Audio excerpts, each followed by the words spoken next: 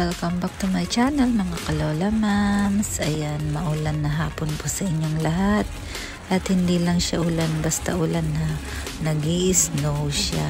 Ayan, paglabas ko ng bahay, ganyan na pala lakas yung ulan ng snow. Pasok na po ako nito sa work. Tingnan nyo po, napakalamig din temperature ngayong araw na to. Nataon pa talaga na may pasok ako. Hindi naman pwede mag-day off agad-agad. Mamaya pag-uwi ko, grabe.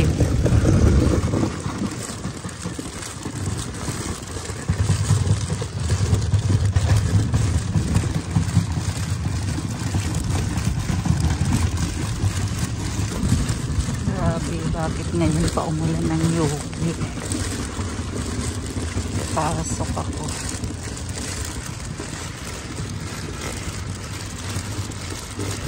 Grabe po, oh. Ano yun?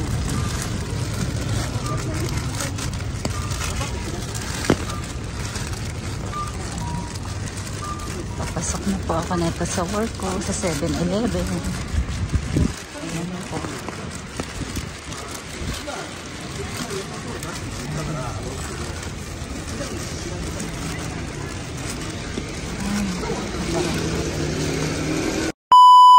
Oh my God, mga kalola mams, ayan, kakatapos lang ng aking work. Tingnan nyo naman yung dinadaanan ko, grabe.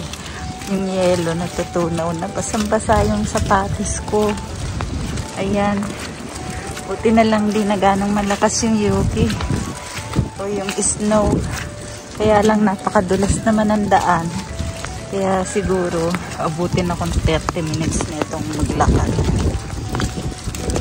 Yung basang-basa na yung paa ko sa ano. Tumulubog ako sa yelo. Tignan ko lang. Diyos ko, ba't pa naman ito nilalakaran ko? Ayan po. Ay, basang-basa talaga. Hirap ng buhay. Hirap kumita ng pera sa Japan, no? Akala ko hindi kami magbibisi sa ano, sa store. Ang dami palang customer kasi yung iba umuwi galing trabaho, diretso sila 7-Eleven, bumibili ng mga obento. Yan, buti na lang dito dinadaanan ng sasakyan, medyo walang yelo. Tingnan niyo po, buti na lang medyo huminto na. Basang-basa yung pa ako, grabe. Gitna ako ng kalsada, wala namang dumadaan na sasakyan. Nagbabagsakan yung yelo. Tignan niyo po yung ano, dito tayo. Ito na lang ako dadaan para walang sasakyan.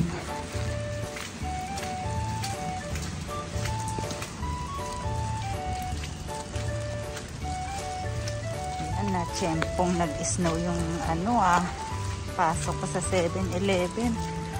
Hindi naman pwedeng mag day off ng agad-agad kasi kailangan may kapalit ka rin. Kaya kahit umuulan ng yelo, pasok pa rin sa work.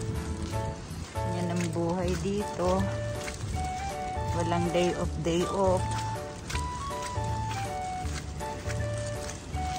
Ay, ayan, hindi na ako madulas. Grabe.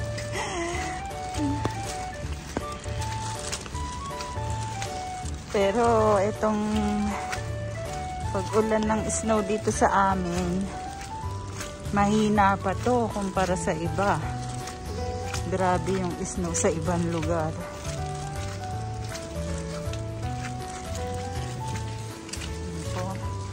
Walang ganong tao, bukas na isang kaya. Hinayaan ko nang mabasa ako ng mag-shower na lang ako pagdating sa bahay. Tingnan niyo po, puting-puti yung parking, puro yelo.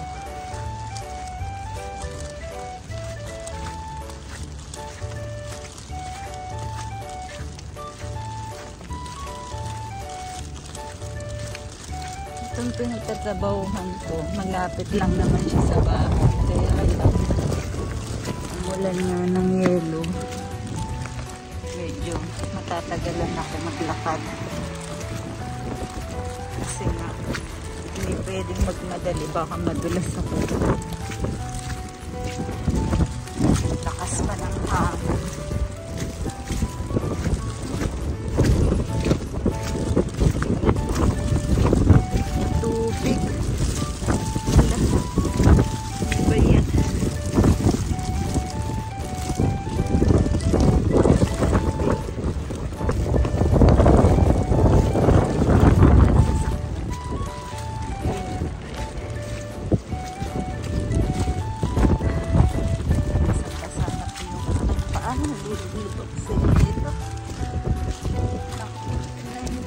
Sapatos ko.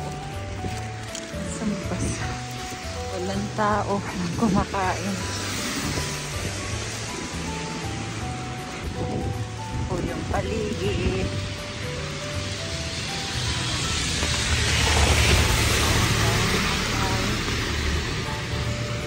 May kapaspal mga restaurant.